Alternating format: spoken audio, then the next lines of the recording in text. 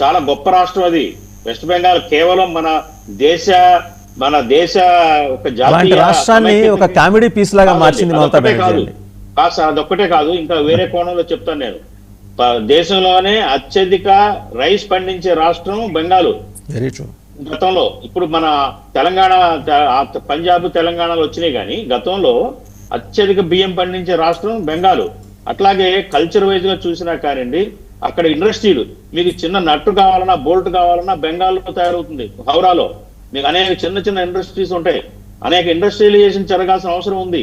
బెంగాల్లో ఉన్న కార్మిక శక్తి, వాళ్ళ యొక్క ఇది చాలా అమోఘమైన కార్మిక శక్తి ఉంది, మ్యాన్ పవర్ ఉంది. దాన్ని వాడుకొని ఇండస్ట్రియలైజేషన్ జరగాల, బెంగాల్ అభివృద్ధి చేయాలా, ఇండస్ట్రియలైజ్ గా జరగాల, ఎడ్యుకేషన్ వైజ్ గా జరగాల.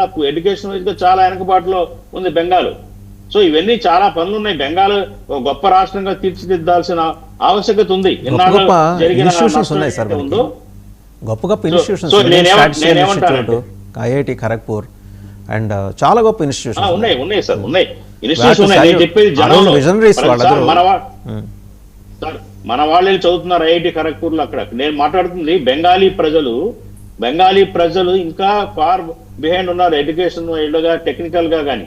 సో కార్మికులు కానివ్వండి, ఈ ఏదే అన్ఆర్గనైజ్డ్ సెక్టార్ లో చాలా మ్యాన్ పవర్ ఉంది. వాళ్ళని స్కిల్ డెవలప్మెంట్ చాలా అవసరం.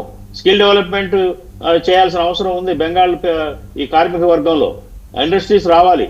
తర్వాత ఏదైతే ఐటీ రంగం చాలా వెనకబడి ఉంది, ఐటీ రంగంలో చాలా పూర్గా ఉంది బెంగాల్. ఇవాళ అంతా ఐటీ రంగం ఎంతో వేళ్ళనుకుంటున్న అన్ని రాష్ట్రాల్లో కూడా ముందుకెళ్తున్న నేపథ్యంలో బెంగాల్కి అవసరం చాలా ఉంది, ఆవశ్యకత ఉంది. ఇవన్నీ చాలా అంశాలు ఉన్నాయి. బెంగాల్ని మళ్ళీ రీఆర్గనైజ్